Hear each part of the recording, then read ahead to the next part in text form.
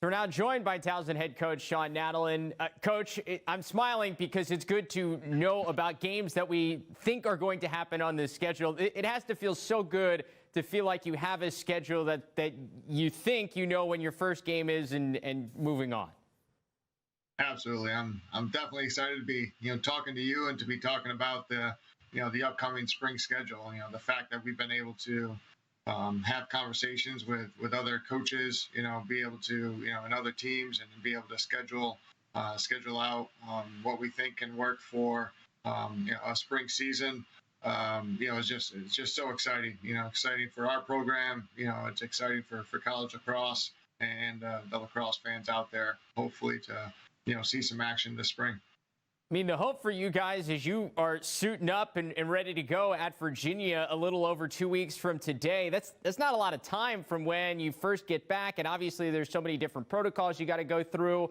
What will be the challenge of get ready to go so quickly here in February? Well, whatever the challenges are, again, the excitement of being able to, have that date in front of you, and know that you're going to play a game on February 6th. Doesn't matter who it's against, for your players and your program. It's, you're willing to face any challenge, and just to have that opportunity and get back onto the field after, being shut down close to a year ago, for all of the spring sports. And so for our guys, again, there's protocols and policies that we gotta stay in tuned with, and right now as we're into our second week of practice, technically we're only supposed to be operating around 70% of kind of our what we kind of max look like in a normal practice and in a normal season and stuff, just to allow the reacclimatization for our players, and again, be as smart and diligent with our process as possible. So walk people through what that process is, because I know it was probably longer in the fall when you first got kids back in terms of being able to work the team activities than it is now. What's the process been like here in January? What's the spring look like compared to past years? It's something that isn't, I guess, too drastically different. The one issue, or I don't want to say issue, but the one caveat is that we're not able to get, we're kind of keeping our team separate into two cohorts at this point, whereas there wasn't that restriction in the past. So if we wanted to do some, short-sided, transition work, or 3v2s, 4v3s, some one-on-ones and some kind of up close and personal drills, we gotta be creative and figure out other things that we can work on, that we maybe not, didn't focus on maybe as early in the season or early in practices in the spring in the past, which has been, really good, for us to be creative in our drills, figure out how we can accomplish what we want to, but do it obviously in the safe parameters that we need to continue to be smart and safe with our guys. So it's we normally don't come back and just jump in for a full 2-hour practice to begin with. So the ramp up isn't too unfamiliar for us, but just the inability to maybe get more kind of in your face contact drills and things like that is just a little bit different. I was talking to John Galloway a couple of weeks ago, the head coach down in Jacksonville, and he was talking, and I asked him about, like, the guys, they all lost a season, whether they were currently in college or they lost their high school senior season. Everybody lost something due to COVID, and what that impact is on them policing themselves, making sure they can get through this spring, hopefully with no issues, and everybody can stay healthy. I wonder, with your team, what do you see in terms of just the internal policing of, hey, guys, let's make sure we're careful so that we make sure we can have an entire season and we can get through this thing and hopefully compete for a title at the end? Absolutely. That's been a really neat piece to all of this. Seeing our players really, kind of do some soul searching, I guess, in a way, and then really understand with the COVID restrictions and, what could happen, if someone were to test positive, and then kind of the close proximity to that individual to other guys on the team and kind of the domino effect. for them to really understand day to day how we operate, the decisions and actions that we make, how much more magnified those decisions and actions are, and the impact of those, not just on the individual, but obviously as the team, which is nothing too different than what we talk about anyways. But with COVID, it could really have a massive impact, shutting down an entire team for, a matter of a week or two, limiting the amount of games that, we get to play in a season, things like that. So our guys have been terrific and very willing to do what is necessary. And they're a selfless group that understands to put the team first. And it's something that as a coach really makes you excited and feel that, you got a great group that you're working with. And it's coming from the seniors down and those guys. And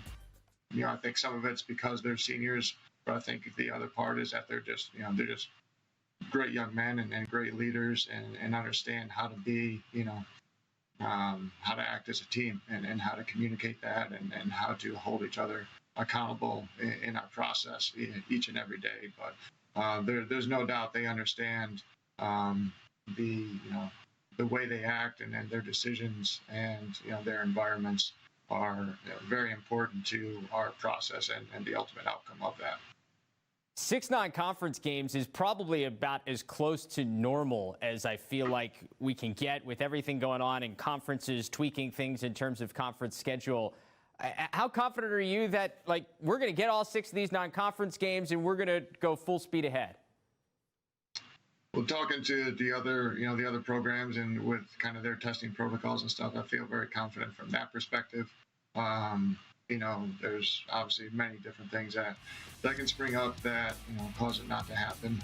But again, we're doing as best as we can with our side of things, and we hope the non-conference opponents are doing the same thing, and even our conference opponents, just to have that opportunity. So it's something that I think everybody's excited about. Everybody understands the importance of it for the student athletes. That they've already missed out on quite a bit so far in their college lacrosse experience to be able to provide this opportunity and see it through. So definitely have some you got concerns as you would with anything, but with proximity and opponents, I feel confident with it. Finally, I feel like it's been a year since I've really been able to ask somebody this. On the field, broad picture with what you guys having coming back. Obviously, you struggled before the season got shut down last year. What do you feel like you have in the little bit you've been able to evaluate your team through the fall and now as you look ahead through January? Yeah, we got a team of believers. There's no doubt about that. And again, it comes from the seniors on down and those guys. Whether they've seen the field in the past or not, they understand the strength from within themselves and within the team, and they understand that it's upon us as a program to be able to put the work in the right way and to prepare ourselves for the opportunities that come up.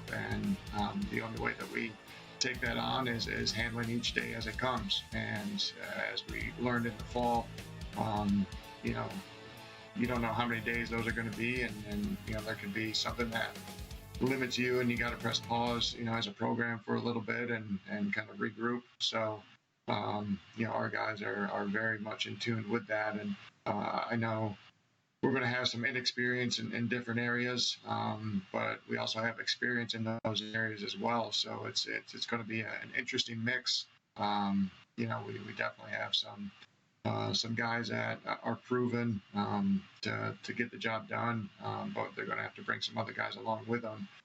But I'm excited about our belief, our talent, and the focus and mindset of this team is very, very much where we need it to be at this point, and look forward to keep moving it forward. Well, you guys get challenged right off the bat. You're opening with the team that's still technically the defending Division I champs in Virginia on the road. We can't wait to get ready for hopefully that game and many, many more. Coach, we appreciate the time, and good luck as you keep forward. We can't wait to see you back on the field. Same here. Great to catch up with you and be able to talk about the upcoming spring. And thanks for the well wishes. Appreciate it.